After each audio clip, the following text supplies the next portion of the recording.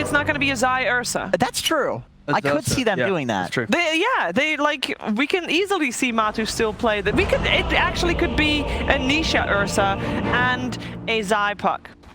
We don't know. What was the mid again for Gambit? It was the Tiny. Tiny, probably. Ursa, Tiny lane. Tiny or Snapfire. Troll were their core. Yeah, I think the main thing. Does Lord not play Snap mid? No, he's like the leader, the TA, the voice, that kind of guy. I think the main thing for Secret is they did aggro tri-lane. When, like, do you know when NA... It is time! So, maybe that happens as well. That's all it is time. It is time, finally, for our first game to get started. So get yourself ready to listen to the lovely voices of Synderen and Sunsfan. Are you ready to rumble? Why, hello there, ladies and gentlemen. Sunsfan here with my less obese partner, Synderen. How are you doing? Well, less obese can mean a lot of things, so don't look too into it, my friend. You're looking very snapper yourself. How are you doing? I'm good. It's I was just asking you before this started, like, when is the last time we cast together? It's been 3.5 years since we have been at a LAN together, and that was a LAN that you ran. So. That's right. I had to force it upon you. It's probably for the best that people don't get to see this very often, honestly. I really didn't want to go, but you made me, and I regretted it every day. You tell me that every day on the podcast. Really appreciate working with you every single time. Anyway, we have Secret versus Gambit here. Cinderman, of course, this is the... we call it a best of 2. It's really just a 2-game series because a best of is an odd number, but it just sounds better to say best of 2. It's just easier. Yeah, we're just going to continue with that. What was your prediction for this series? Was it Secret 2-0? I don't remember. I think I flipped a coin, and then I just let that do the speaking for me. But no, we're going to see the Snapfire Cookie already used on Afterlife as Puppy gets a little stun action, but Matu's there to help ward off Afterlife. So the panel did talk about this briefly, but obviously Gambit has a couple of stand-ins, if you want to call them that, as Seneko and No One have switched teams for about the 20th time in the last 12 months. So there's a bit of a wild card here, no pun intended, since they are in the wild cards themselves as well. But what are you expecting from this team? It's just kind of like chaotic, as Jenkins was saying? I think people might be sleeping a little bit on Laurenoff. I think this guy's really, really talented and very skilled. So I'm expecting a lot of him in this series. Haven't seen him too much on the big stage though, so we'll see when these games start mattering a lot if he's going to be able to stay on the level that we've seen him in European pubs. He's a very snowbally player. He plays exceptionally well on heroes such as Tiny and Storm Spirit, and he got his Tiny in this game, and it's a good Tiny game. There's a lot of great targets. Like Jenkins pointed out, the matchup against Puck is good. Tiny has a lot of first targets here. He can kill Rubik, he can kill Puck, he can kill the Bane, he can kill Spiderlings. There's just so many good things going his way. And BZZ, pretty much a veteran who I think maybe the least lucky player in the history of the game. I think he's been 1 game away from TI 3 times in a row and not made it. So he's hoping to change his fate this time. It's ironic because his set, you don't have to be lucky to get it because everyone gets it for free, right? So it works out in the end. So whose lineup? We haven't really talked about this too much, but we had the Brood offlane for Zai. Like, what do you think of these lineups together? There's not a whole lot of team fight for Secret, as the panel kind of brought up. Who do you favor? Just on paper. Just overall, I like the Gambit draft a little bit better because I find it more well-rounded. Like they pointed out, there's a lot of ways of initiating fights. They have the Save of the Legion Commander. They have multiple different stuns, ways of starting. They scale well. I think their core matchups are good. We've talked about Tiny. I think Troll has some good matchups here. He's good against both the Brood, and he can actually fight the Ursa because of the blind. It's a matchup that has the potential to go both ways depending on when spells get cast. Ursa can also purge off the Whirling Axis, not Wild Axis, that's another spell. We don't want to see Wild Axis Beastmaster. Never again. It got nerfed enough that we might not see Jenkins brought this up, and I'm glad he did because I kind of brainwashed him during the NADPC to bring this up every time there's a Troll versus Ursa, but we don't really see this item as often anymore versus when it first came out, but the Ags on Troll is kind of crazy against Ursa, where you're just constantly blinding. It's like a 4-second cooldown on Whirling Axes, and you can obviously dispel his buffs as well. So, like, I don't know if we're going to see that this game. It's like probably a second item after your first farming. Like, I'm assuming a Battle Fury or something like that for the Brood, but... Like, what do you think of, like, do you think do you think Ags is actually, like, a legit thing, or is it kind of a meme? I think it's good on Troll in some games. I don't know if it's worth it here in particular, just because, yeah, it's good against Ursa, but what about the rest? Do you really need to buy this item versus getting almost like a full Skadi, Sanjinyasha, other items that have a similar price range? I personally wouldn't recommend it, but I find that a lot of the times when I watch Troll players that their builds surprise me quite a lot. So I'm not sure if I have the correct read on the hero in general of how to build it when, but definitely there are paths here for him. I don't think it's clear cut what he should buy. The biggest weakness I see for Troll in this game, traditionally, is the Bane matchup, which is really annoying because you have these two heavy single target counters in both Nightmare and Fiend's Grip, but Gambit have a solution. They've pressed the attack, which can easily enable their Troll. And what a spell. You know, it's funny how often that spell has been buffed over the last 3. The hero is literally press the attack. The other 3 abilities are actually just whatever. You could random the other abilities, and she probably would be even more popular because you get the chance to get Ravage. So what you're saying, if you're playing AD, just first pick press the attack. I mean, press the attack with Shard is kind of ridiculous. It is very, very Second and a half immunity, pretty crazy. But yeah, I mean, they do have the Tiny like you talked about. I mean, in terms of the mid matchup, you talked about how this is Tiny favored. Are you talking about early on? Because right now the CS is slightly in favor of Puck. Yep. Nisha is an exceptional laner, so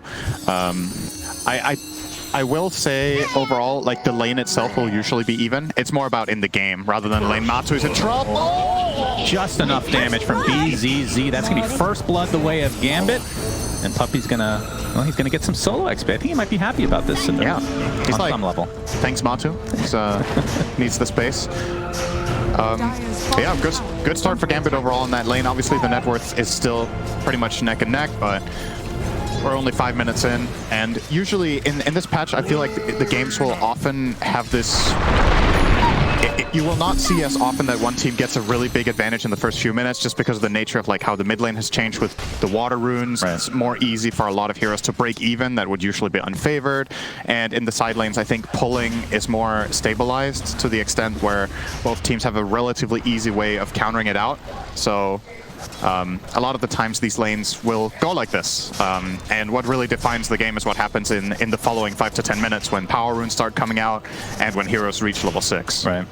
Well, Troll's having a pretty good time in terms of CS though. 31-5 versus the Ursa 29-2, basically a wash, but the panel kind of brought this up. It feels like Secret is this one team that it doesn't matter.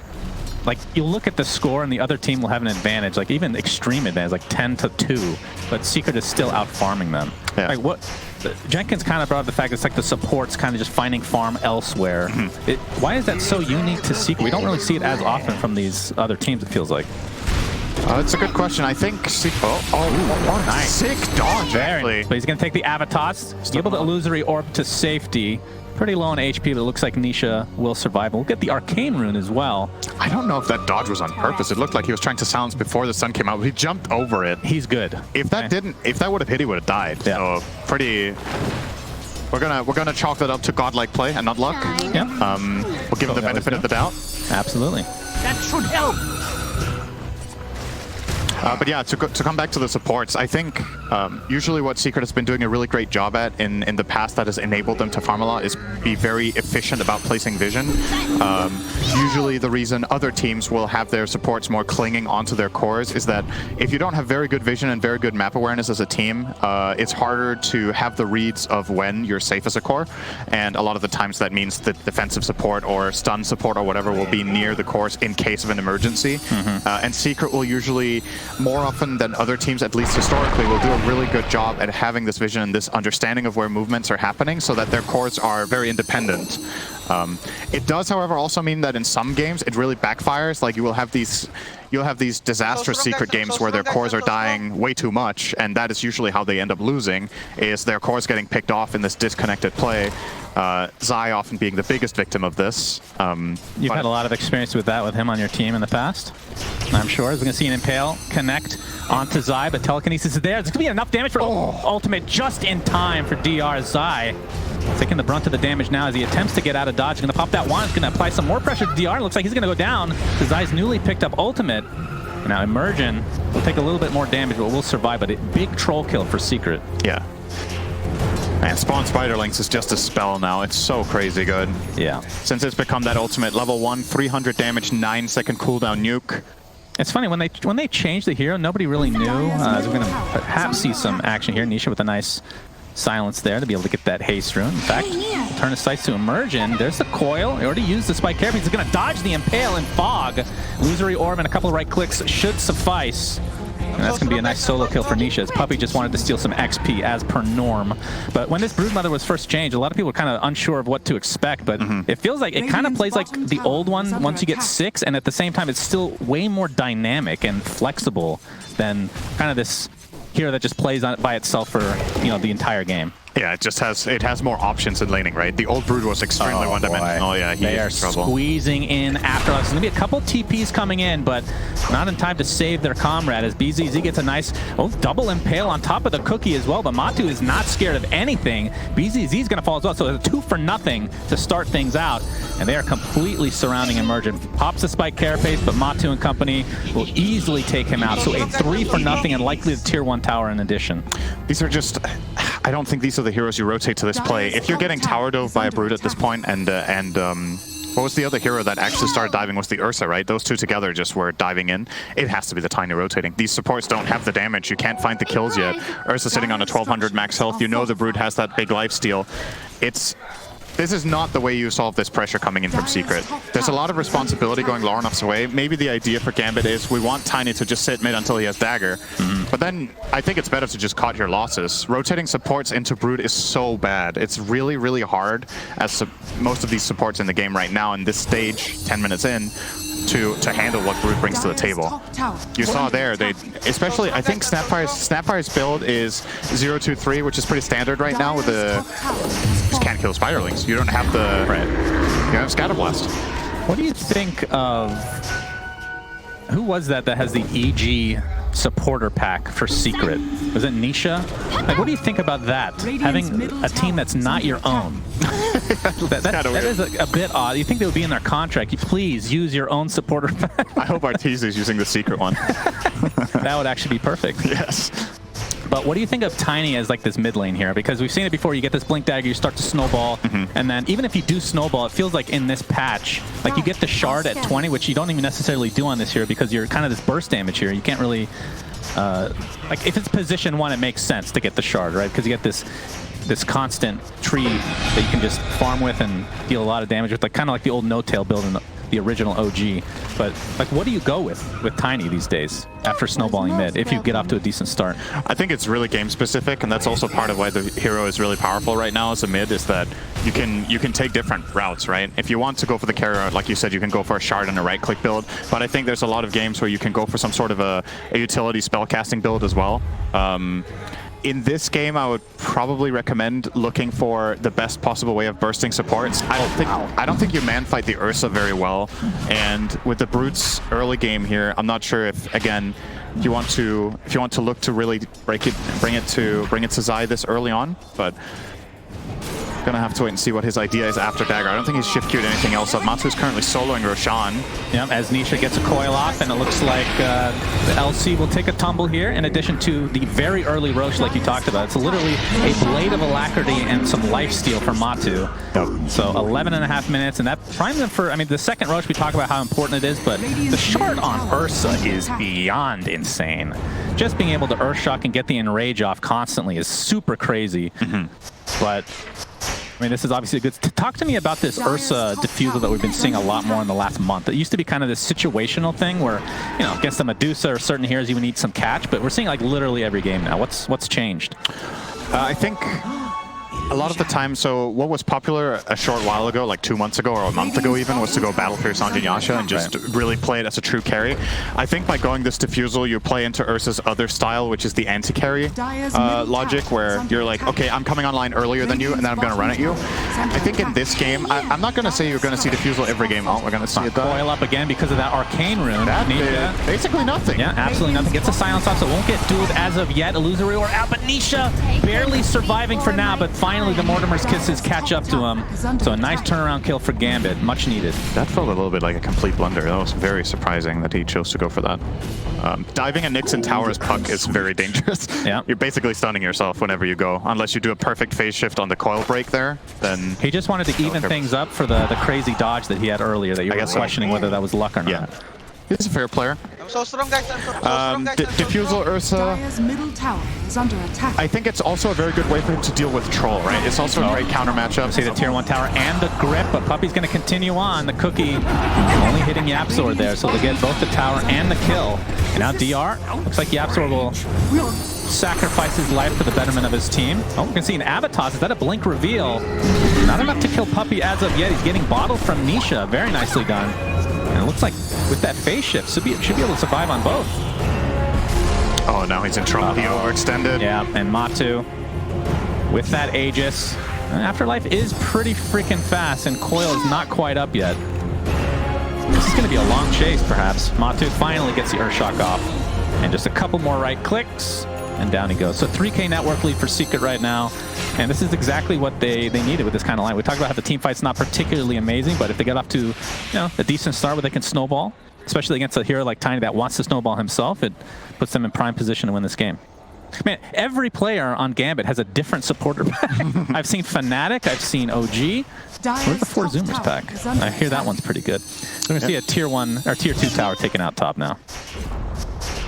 This is not the early game that I was expecting. I was expecting Brute to probably be able to have a pretty good start, but Secret has really just completely destroyed the first 15 minutes. Tier 2 tower down, tier 1 tower mid down, Roche down, just recipe for running over a game. And the challenge now for Gambit is they need to find a way to group up so their heroes connect and fight together. Ideally, you want to find a kill on, I want to say, the Bane, Rubik, and the Puck. I think going on Brood is going to be too difficult. Brood has gone for a pretty standard build right now, which is to go pipe. You just make your spiders extremely strong. You're very tanky, hard to kill. And if you don't kill off Brood, you're fighting into that lifesteal.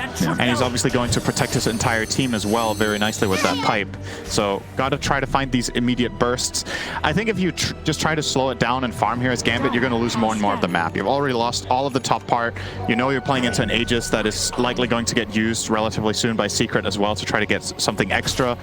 So, yeah, Immersion. He's Vendetta up, gets the Impale off. It looks like the Avatar should be enough to take out YapzOr, but it is just a position 4. I mean, it is a greedy little boy in YapzOr position 4 as always. I'll see if Nisha can find it. It looks like the TPs will be successful though. So, they find that pick and get out. Oh, Afterlife in the meantime. I mean, look at the net worth right now. Before that kill, it was top 3 net worth in the game are all the cores for Secret. So things are just very much in their favor. But Troll did get that 14.5-minute Battle Fury, so he's going to start to ramp up himself. What do you think about that choice this game? And we discussed it as probably what they was going to go for. Yeah. I definitely think it's the right call. The way Gambit's lineup works is a lot more built around this hyper carry later on, and the other heroes are going to make space and look to fight for him. The fights haven't really gone the way Gambit wanted, so this doesn't look as will be good. A big... Oh, Nisha. Choosing the right 50-50 there. And I mean, since Lorenev's gotten this Blink Dagger, he's found, I think, 1 kill on a support. So hasn't been exactly what he's been looking for. And it feels like when you play the mid-tiny, you go for that Blink Dagger build, which, again, for mid-tiny is very normal. You need to be getting these kills, like, semi-consistently to be able to snowball. Yeah. It's definitely not the pace that you're looking for, and I think a big part of the reason that he's struggling to find kills is that they lost these top towers, right? Like, when you lose so much control over the map and you see what vision Secret has, even if it's just this 1 ward deep in the enemy jungle at the top half, they have so much information about where the rest of the team must be, right? You can rule them out in half of the map based on duel. We have a duel. That's a win. Aegis is now gone. Oh, that is a huge kill for Gambit, and BZZ survives on top of that. Wow. That was very close timing as well. Yeah, that was super well done. And I will say, I like talking about this a lot when we look at strategy and we look at like gold, because a lot of the times people will just refer to the gold and then be like, oh, this team has a gold lead, therefore they're ahead in the game. It's very game specific how big a 4K gold lead is, right? True. Like, yeah, you have this 4K gold lead, but what is it going into? It's a Brood with pipe. This will fall off against these heroes. Eventually, Troll and Tiny are going to pack a punch, right? It's really good right now, but are you converting it into something more meaningful going forward where you can truly contest this Troll? Because, like the panel talked about, it's an Ursa going Diffusal. He's going to get out-farmed by Troll with Battle Fury, right? So you keep up the pace, you really need to keep map controlling. Oh my. Those spiders died to a tree toss. They sure did, and I think the FPS also took a huge drop as a result. It's all good. Intended, still in beta, but it's all good. BZZ, his career shall survive the day. But yeah, you're right. I mean, it's not only net worth, but XP difference is also a stat that we don't really get to see all too often. From Immersion. Carapace into the Avatos. Not enough for Nisha to die as of yet, but soon after he does. It's a 1-for-1 is in the back line. Zai was taking somebody out, and there's the Fiend's Grip onto Lorinov. That's going to be enough to take him out as well. And here we have the duel. It's not going to be enough to actually get a kill for Afterlife this time around. The Nightmare into the double impale to follow. Matu just continuing to go ham. There's the telekinesis, and that's going to be another kill going the way of Secret. Almost a full team wipe after losing their puck, who didn't even use coil. That looked like there was going to be such a great fight for Gambit, but he got mana burned on Troll. He couldn't get ulti off. They got the catch on Tiny that there was no counter for. I guess press the attack must have been on cooldown. I think it's pretty important here for Afterlife to reserve this for Fiend's Grip, actually. It's the one solution that they really have. It's true. And Puppey, he managed to find himself in a great position. He doesn't have lens yet, but he was still able to get that full duration off. And not only that, but YapzOr setting everything up with the double impale that was stolen. Yes, very nice. I mean, this is something we just expect to see from YapzOr when he picks up his Rubik. For sure. And obviously this is a big part of what Brute does, right? You are, even though you do get this honestly great puck kill. Oh, goodbye, BZZ. He is very dead. That was a long range attack there from Matu. It was melee. Okay, that was a Monkey King melee right there. Diffusal gives 200 attack range. Oh, okay, that wasn't in the patch notes, but it makes sense now. That's why people pick it up, right? I see. Yeah. Just a hidden mechanic there. Beautiful. Yeah, there's been a couple of those in this patch so far. It's like a shard. Oh, it gives less cooldown on webs. Interesting. I did not know this. So yeah. Now Secret have a very, very comfortable lead. That was such a big moment for them. Basically a 5k gold advantage gained from that fight alone. And a really, really big part of it is just that you're fighting into Brood on Brute's territory, right? You found the puck kill, but Brood got to get the wraparound, get a quick kill, and the pipe did come into play quite a lot there for the team as well. So really crucial for Gambit. I think right now Afterlife has the Secret supporter pack. He's playing against them. Is this a mind game that we're playing here? He likes the opponents. He wants to join Team Secret. This is a trial game for him. I see. Oh, good smoke break here. Yeah, absolutely. Immersion. I believe Roche is up now, so Matu can take that pretty much anytime he wants. Oh, not yet. It's very, very soon to spawn. By very soon means 2 minutes. I mean, you can cook rice fat in that time. In the grand scheme of America, in the grand scheme of a lifetime, it is very, very soon. That's true. The whole lifetime's a blink of an eye, really. Yep. Blink dagger on YapzOr. I mean, this position for Rubik continues to. I mean, would you say that he's gotten greedier over time, the same, or less greedy? Less greedy. Really? Actually, yeah. Wow. What did it take for him to see the light? A threat with the machete. I see. That's Puppey style for sure, no doubt. Okay. I need gold, YapzOr. Yes, sir. Emergent. Looks like Troll will get out. Emergent actually does have Vendetta, so that would have been a great pick for Secret. I mean, they're obviously very comfortable right now, but that is the kill they want to find. Courier snipe. Oh, they see him, Puppey, with the Nightmare. Vendetta stolen from YapzOr. That'll come in handy, and there's a Fiend's Grip, and this will be eventually an easy kill. Bonk. Oh, he actually uses the Vendetta just for that strike. Thought he'd use that for scouting or something. I guess they didn't have enough damage to kill him outright. So Troll Warlord does go for the 5 for attack speed talent, which kind of indicates to me, like we were kind of talking about the potential for Ags. You rarely go for that talent if you're going Ags. The 9 only axes is like pretty much required, I feel like. For sure. But he does have SNY and the Battlefield as we talked about, so BKB next, and that's when he's in real fighting shape. Yeah. It makes you wonder if going this SNY was really worth it, right? Because if you get this item and you can't fight with it immediately and you're losing map control, you're basically, now you're starved, right? You're waiting for this BKB, but you only control, I want to say, being generous, probably 30% of the map. So if you imagine this SNY being a BKB now, maybe you could make a smoke move and try to take that fight that brings you back into the game and then get a key item off of that. But right now, I'm a little bit worried for Gambit that Secret's map control in this previous fight is just going to, they're just going to keep snowballing. This should be the second Roche with Aegis Cheese and Shard. Probably give the Shard to Ursa. Oh, yeah. Other possible Shard pickups? I mean, you have the AoE Brain Sap, you have Rubik's Telekinesis, which is considered one of the worst in the game, apparently. Could give it to Brood. The mischance on Bola is actually very good against Troll and Tiny. AoE Silken Bola, yeah, pretty solid. But Matu will use it looks like. I mean, I just think Ursa's is literally, if I was making a tier list, it would be top 5. I don't even have to look at other heroes right now. But then again, Legion Commander is also on that list, so of course that's the other team, so they're not going to get an Aegis in all likelihood, based on how this game is going. I mean, it's a 10k lead for Secret right now. Matu, obviously, with that Aegis, still has the cheese in his backpack as well. And they look pretty primed and ready to go. Like, the longer this game goes, obviously, it's going to be better for the Troll Warlord who went for this farming build. Some aggression here. Looks like the duel will be successful. The coil's going to keep everything in place, but it's not enough to keep Zai alive. So a big duel victory there for Gambit. Looks like they'll trade off one. Nightmare. Yo, Puppy, wake him up. Fiend's Grip. He can't wake up. Yeah, he's still sleeping. Hibernating is the bear. It looks like that might just break things up. And, well, I say that now, but Matu's very aggressive. Has the Aegis, obviously, so not too scared of anything right now. Popsy in rage. Dire's middle Not tower able to find anybody in the end. So still a good trade there for Gambit. I mean, a support for Zai, who is, I mean, top 3 overall in net worth for the game. It was their first Brood kill. 24 minutes.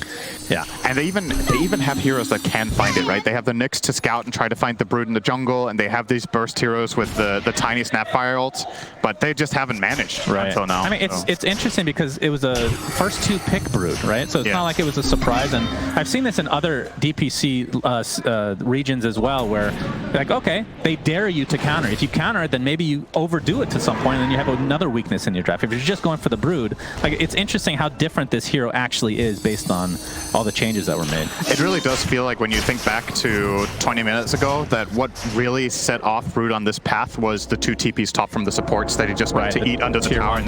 If that is a tiny TP, I think the entire trajectory of the game looks really different. So that is what is so challenging about playing against Brood right now, is that when the pressure kicks in, it's so fast and it's really hard. So you really need to find these correct moves. Brood can look really weak if it gets hit correctly, but the exact set of conditions that you need to meet and do it correctly, if you fail that once or twice, this is the kind of state that you can very easily find yourself in. So Secret being a very good aggressive team, they will know when to find these movements and play around their Brood, and they did it top. Dust actually does connect on Immersion, but looks like he's far enough away. I mean, I want to talk a little bit more about Lorenov on the Tiny. We kind of discussed the fact that this hero is Immersion will be found, at least for the time being, but now out of vision. I mean, he's kind of tapered off, right? This hero, it feels like if you're not getting these kills, you start to really pay the consequences of picking this type of hero, which feels like there's only one way to gain traction in the early stages of the game before you can actually, you know, potentially turn into a carry type hero. As Snapfire, toast. Goodbye. Oh, they found Nyx too. Yeah, Nightmare keeps him in place. There's the shard from Afterlife, but the Fiend's Grip to follow, and they're just going to have to sacrifice their little bug friend. And this will likely be a tier 2 tower as well. And Aegis still got a couple minutes to go, so... In all fairness, though, there are a lot of mid-heroes that will look relatively weak when you lose the map that hard. Like, they lost so much map control so quickly, and they really needed... Oh my goodness. Matsu's relentless. That forces to press the attack. Counterpunch. They don't have the best building hitters other than really Brood, who's typically kind of on her own.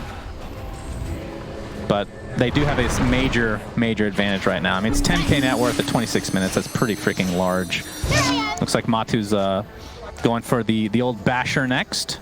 Still has, I mean, it's the full BKB still, 9 seconds. I mean, if you look at his farm, like, his items, they're not that impressive, right? But it doesn't really matter at this stage. I mean, Troll's out-farming everybody, technically speaking. They're just not feeling the impact yet. So less than a minute to go on the Aegis. See if Gambit can time this again. Yeah, they do have that BKB timing of Troll, which really needs to pay off here with that 9-seconder. We will find an opening here. Yeah, Matu gets stunned with Spike Carapace. Cookie's going to keep Immersion alive for now. Matu's very low on mana. He kind of wants to die here. He's going to pop the Enrage and DR. He gets pressed the attack. Looks like he'll be safe for now into the high ground. spiders being farmed up in the meantime, but they'll find the Nyx Assassins, buy back into the game immediately. Lorna not able to take anybody out with the Avatos. We'll have to try to get out of dodge here. And now Troll getting chased by Matu. Press the attack again used to try to keep him alive. In the meantime, we're seeing yet another kill on the backside. As Secret just continuing the pressure here. Another 12 seconds on the Aegis. We'll see how close they've timed this, but my goodness, Troll out of nowhere. No press the attack available that time around. That'll be the death of him. So 60 seconds on the deck, no buyback.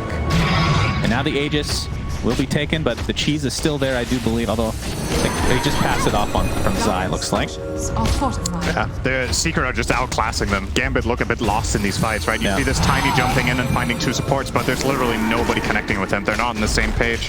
The Mortimer Kisses miss basically entirely. Legion is spending the entire fight keeping Troll safe so he can run away. He didn't hit a hero, I think.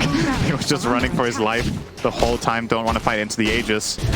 And yeah, it's... The toss into the Impale under the tier 3 tower. Duel is there as well. Do they have enough damage to actually take him out? But the Nightmare save for now. He will die, but no duel damage goes the way of Gambit. But they've taken heavy damage as a result of this. Looks like Secret will respect this, though, and fall back. A nice Avatos combo there, getting him out of position. That's the kind of thing you would like to see from Gambit, right? That they really combine their spells. And it's obviously easier to do in your own base when you have a Tiny. But I've been missing that a little bit in their team fights, that it feels like, okay, Tiny is connecting with someone. Like you Avatos, you Mortimer Kisses on top of it. Maybe you find a duel, maybe you find a Nyx stun, whatever it is, so that you pile onto something and build some sort of an advantage in the beginning. Oh, that's a very easy kill. Team script. Easy peasy. That's true. We haven't really seen, like, Mortimer Kisses hasn't really had much of an effect because it feels like he needs to be up close to get the Snapfire cookie for the save. But I think that's the wrong approach to take it. I think Cookie should not be considered his primary spell in this game. You have enough other stuns that your ulti is your primary contribution to the fight. Right. And the moment you go in to try to use Lil Shredder, I think you're just going to die to Brood. Like, it's a really annoying matchup for Snapfire to play because once the spiders are on top of you, you don't really have a solution. Usually Snapfire supports don't max out Scatterblast, so the spiders will just stay on you. You try to Cookie away, they're faster than you. You can't stun them because they're on top of you. You just very easily get swarmed. So I think the best way to play Snap here is put Solar Crest on your Troll, walk back, and press your ult. And then when the fight develops, maybe you can find a Cookie for bonus kills or for a save, but it's not going to work as your primary spell against these heroes. Yeah, and I feel like from a draft perspective, I mean, again, that's not Shard. On who? On Bane. Bane Elemental Shard. Don't get to see this all too often, so it's the AoE Brain Sap.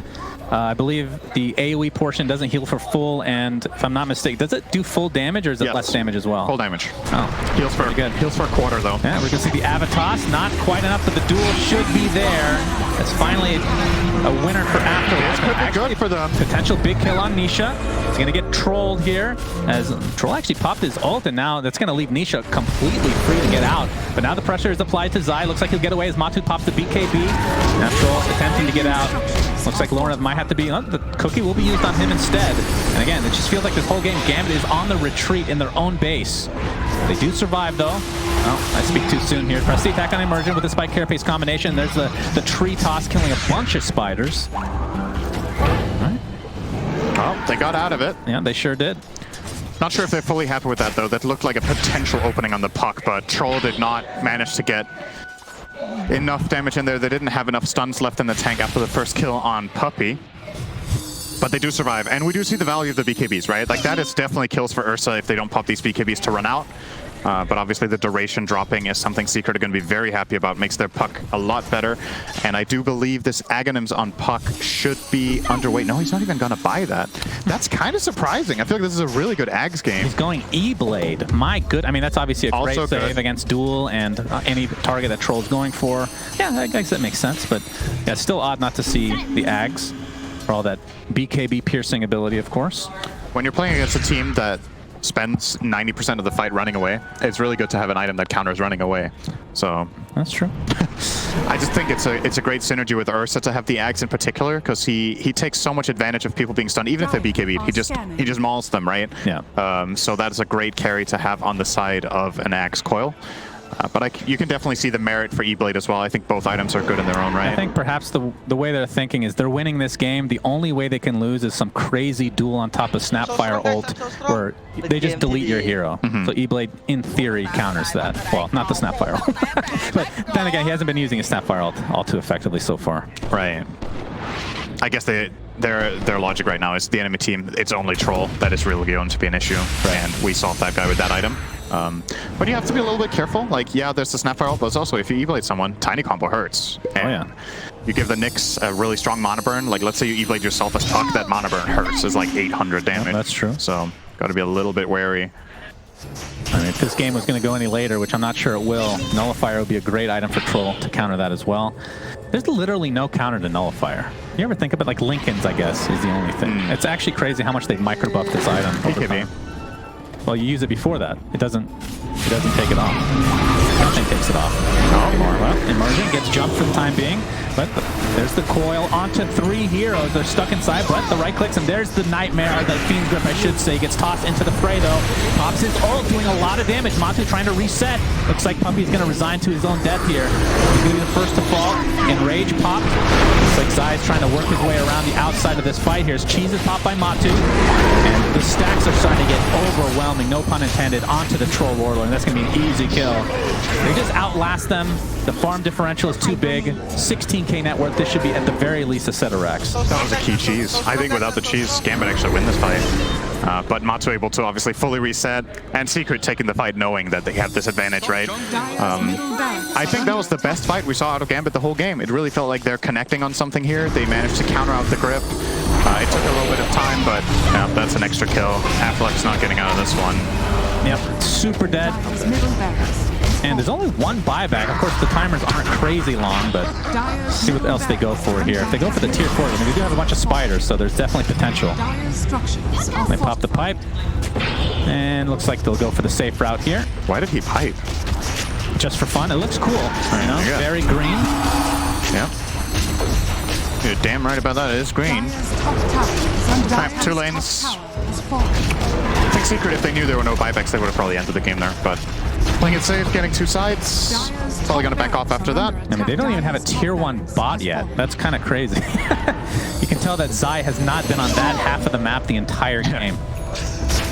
But 2 racks for Secret, and they can, I mean, we'll see how disciplined they want to be. I mean, we talked about this before, and the panel kind of brought it up as, oh, Roche is up, actually, so what is in Roche today? What are the goodies we have? Is this a Refresher Shard or an Aghanim Scepter? It is, dun dun dun, the Ags, thank goodness. It is a Scepter.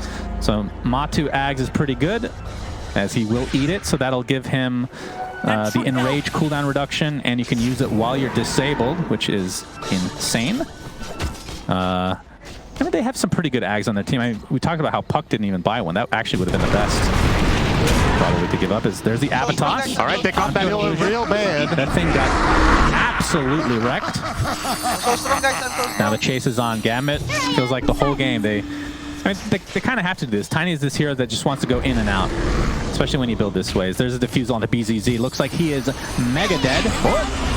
There's the Yules to save him for now, but the coil will keep. It's just for his BZZ. That's all they want. Oh, okay, press the attack. I mean, eventually, he's gonna die. Nice cookie. He's styling on Secret right now, but it's not enough, sadly. Dire's bottom tower is under attack. All right, so 30k net worth lead for Secret. Look primed and ready with that Aegis, with the cheese, with the Eaton Ags. Yeah, it's so good. It's so good on Ursa this game, right? It's in a way, it's kind of like having the cheese indirectly, because if you get stun chain now, you can enrage and pop Satanic. Yeah. Enrage Satanic BKB. There's no silences, so it's pretty much guaranteed. I don't see Gambit killing this guy in any possible way, basically. They need to do some crazy toss back, force his cooldowns, hold him down forever, and then... I mean, how often do we see a 36-minute game and they've roached 3 times already? That's pretty awesome. That's one of the things Ursa does. Yeah, I mean, the panel talked about potential level 1 roaches, which sadly aren't a thing anymore, which we've talked about this before. I understand why it's not a thing, but for the viewers, it was a lot of fun. I think there is a way to find a healthy balance where you can level 1 Roche and it's not like totally game-breaking and also not terrible. Yeah, right now it's just not worth it. Even if you can do it, it's super not worth it. All right, tower taken out. Snapfire ult already used. As Matu just pounding on these racks. Guys, you're getting megged.